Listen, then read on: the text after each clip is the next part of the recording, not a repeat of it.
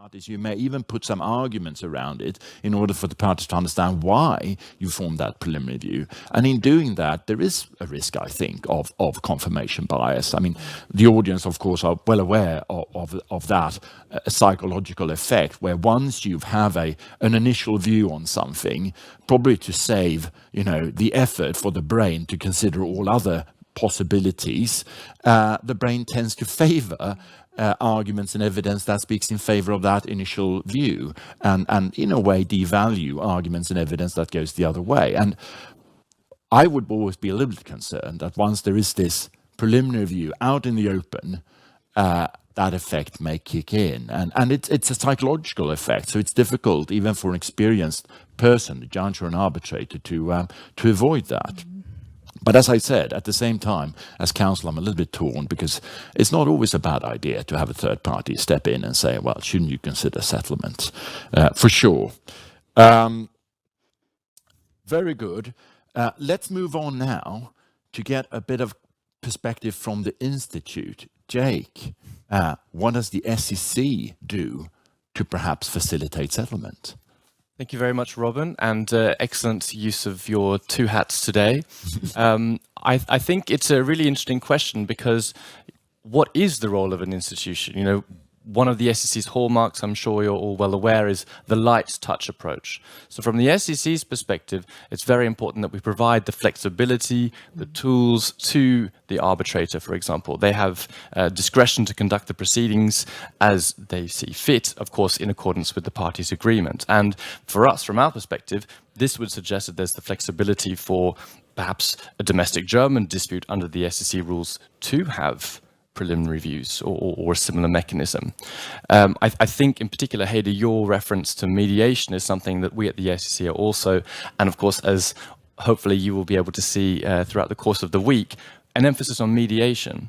And if we can see as well that the parties are perhaps, well, in particular pre-referral, because this is when the SEC has the most, I suppose, not control, but is the administrating authority. We're the ones that are communicating and helping to push perhaps the parties to the referral or wherever they might like to go. And if we see that there is a settlement underway, we can actually raise the idea, would you like us to actually appoint a mediator, of course, for a fee, but we can facilitate that process as well. And of course, putting in some stays if the parties request this as well. This is perfectly acceptable and something we try and assist the parties, because of course, whilst all of us who really love arbitration would like to see the dispute go the whole way, that's really actually not what it's for. It's there as a tool for parties who are looking to resolve their disputes. So settlement is a very important component of the toolkit for parties and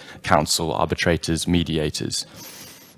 What about the new tool in the toolbox, the SEC Express? Can that play a role in settlement? Yeah, I think that's a really good idea, actually, because the SEC Express is one of the SEC's tools that is a little bit of mediation meets a little bit of arbitration. The idea is, okay, we don't need to go the full arbitration process, and it's almost like you get a bit of a preliminary view from an arbitrator. The neutral is there to look at what has been presented in a shorter space of time and what would the likely outcome be in their view.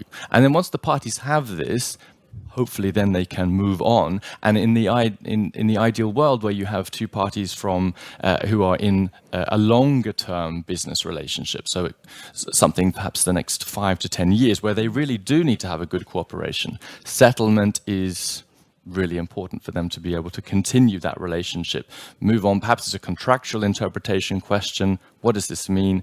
What is my obligation? We're happy with just about everything else, but it's just a few sticking points. The neutral is there to look at what the parties present in 3 weeks for a fixed fee and then give them their assessment. It can be made contractually binding between the parties if they choose to do so. And with the neutral's consent, it can also be rendered in the form of an award, although we haven't seen that yet. The possibility exists. So it's a bit of a hybrid between the two. And it also seemed to be a little bit of a hybrid of the German sort of preliminary review. It fulfills that purpose, I guess, of giving the parties an idea of where this is likely to land if you don't settle, or at the same time it's a third party. It's not the one that will be the arbitrator, but of course it's a separate exercise. So there may be efficiency reasons why it's better to include it. I mean, there are all these sort of pros and cons. Now, you mentioned that in your survey you could see distinct times where there are more settlement. Now, if there's a settlement, how will that influence the SSC's assessment of the costs?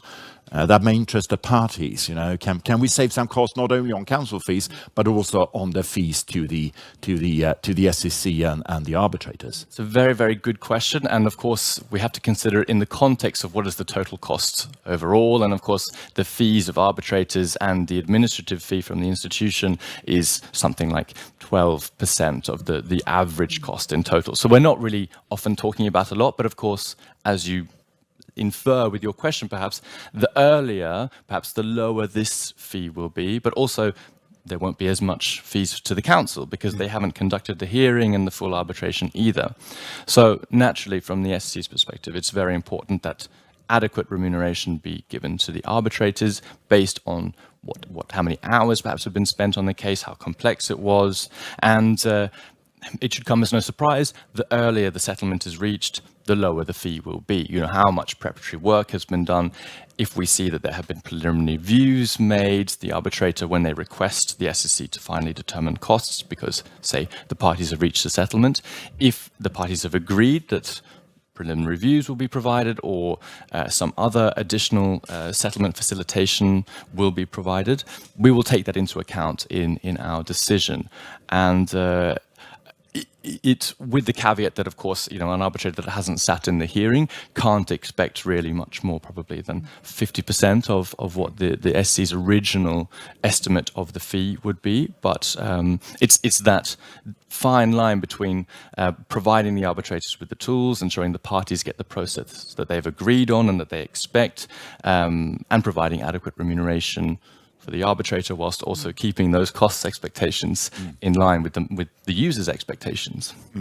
So, as a user, if I manage to reach a settlement with my counterparty and it's before the hearing, I can expect to save up to half of the costs of the SCC and the arbitrators. Would that be correct or not? It's half of the arbitrator's fees, yes, but from the SCC's perspective, the majority of our work, as I mentioned before, is pre-referral.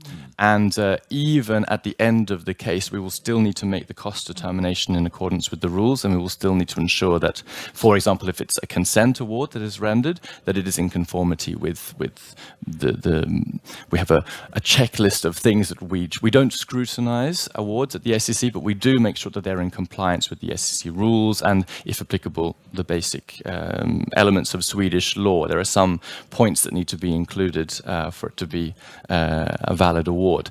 So we will do these checks, and therefore from the SCC's perspective, it's post-referral, it's difficult to reduce the administrative fee because the amount of work is roughly similar. While we're on that, in the older SEC rules, arbitrations had to be terminated through an award, even if there was a settlement and the parties simply withdraw their respective claims. In the rules since 2023, I believe, you can now have an order doing that or an award. In your survey, did you look at that at all, whether there was one or the other, and what would be the benefit of one over the other in your view? Well, I think if you would like a consent, I think the vast majority are still consent awards. I think if you, particularly in the international context, if you perhaps still need to have something enforceable abroad, it's a good thing to have in the form of an award. Of course, the order doesn't have the same form requirements, and from the SEC's perspective, it's just important that we receive a document confirming that the case has been terminated and that we can continue to therefore pay out the arbitrator's fees, for example, and return the excess advance on costs paid to the parties, because especially the earlier the settlement, the more likely the higher amount that they'll probably be getting back. So whether there is a particular advantage beyond this? I'm not too sure. Perhaps it's more of a council question. I suppose it's simpler with a simple order. If you don't want to share the actual content of the settlement, you really just want to withdraw the case from the SEC. I guess the order is the swiftest way to do that. But of course, it really depends on what the parties want to achieve with all this. But very good. We are approaching the end, but I think it would be very interesting to have, some final views. Now that you've all had the opportunity to hear different perspectives from different countries and perhaps experiences, anything you would like to sort of add towards the end? Emma, anything? I think to conclude, settlement is an important part of any dispute resolution. As you mentioned, Jake, the parties want to find a resolution to the dispute. And if that is through a settlement or an award, it varies, of course, but I think it's an important part of the process to discuss the issue of settlement, either through mediation or in any other way, preliminary views or what have you. And still, I think that we see many similarities between the different ways to approach this issue. But it's also very interesting to learn and to know the differences. Very good. Elke? Couldn't agree more. I think in the report there was a very interesting figure, the number of cases settled among the Nordic companies or the Nordic parties. And I think that shows us already that Nordic countries, and I include Germany here, are more inclined and more used to reach settlements for their disputes and not fighting that until the very, very end of it. And I think that is what we learned here today, that we have the similarity, that we have that we see the benefits in reaching a settlement, saving costs, saving time, but maybe there are different approaches how to reach that and how to facilitate that and help parties to find that. Yeah. Very good. Heidi? Yeah, maybe to continue from the Nordic or German approach of having settlements. So I think it relates also to the fact that, Robin, you referred to the preserving the business relationships between the parties. And if we think about Nordic countries, from my side, Finland, so it's a small country. If you have business relationships internally in Finland, domestically, so most likely you will have to have some relationships with the other party in the future as well. So that's why the settlement is so important. But then maybe I just had a thought when the statistics from your report say that the most of the settlements are done before the referral of the case. So I think one issue, at least in the domestic cases, is the advance on costs, because maybe we don't always think about it, that it's a relatively big sum of money for smaller companies to take from their normal cash flow and operations. And that what we hear sometimes in Finland in domestic cases, that it's a big amount and then the settlements are done. So maybe that's one issue. But all in all, I think if we think about the reasons for settlements, so I think the dispute resolution mechanism, the intention for all those and aim is to have a dispute solved somehow. Whether the mechanism is called early neutral evaluation or dispute board assessment or mediation or arbitration, I think we should think about the outcome and whether there would be a good way to shift from one mechanism to another. And I think SCC is doing a good job in providing all these kind of different set of rules, and I think we need to assist the clients to resolve the dispute, whatever the means is. Very good, very good. I saw another takeaway from the very interesting survey, of course, was that timing seemed to play a role. It was easier, it seemed, to reach a settlement after some time had gone, and there's been an exchange of submissions, and perhaps the parties know their respective strengths and weaknesses better. And that may perhaps explain, I don't know, why there are less or seem to be less settlements under the expedited rules. There's simply not enough time. At the same time, I would think, but that's my experience, that in smaller cases, which are typically those that go to the expedited rules, the amount of legal fees in proportion to the value in dispute often becomes very, very high, which means that unless you're really sure you're going to win and get all your costs back, and the other side is, able to pay those costs, you should probably think more about settlement in those cases than perhaps in the really big cases where at least the legal cost is a smaller proportion of the overall dispute.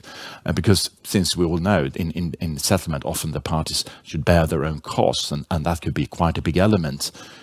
If you wait too long in a smaller dispute, it builds up. But thank you all. I think the overall conclusion is that there are many different approaches to settlement, driven very much, I think, by a little bit of a cultural difference, but they share a lot of traits at the same time, and they all come with their own pros and cons, but they probably work very well in their own settings. I guess when one needs to be a little bit cautious is when one tries to export it into another setting, which may explain the cautiousness by many in international arbitration as compared to what they may do domestically. But we all at least seem to agree that settlement is a good thing if it can be reached. Yes. So thank you all for this. And I don't know if you want to say thank you to...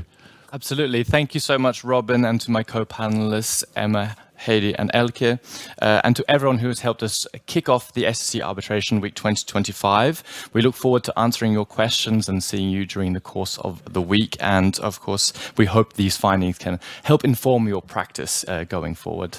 Thank you very much.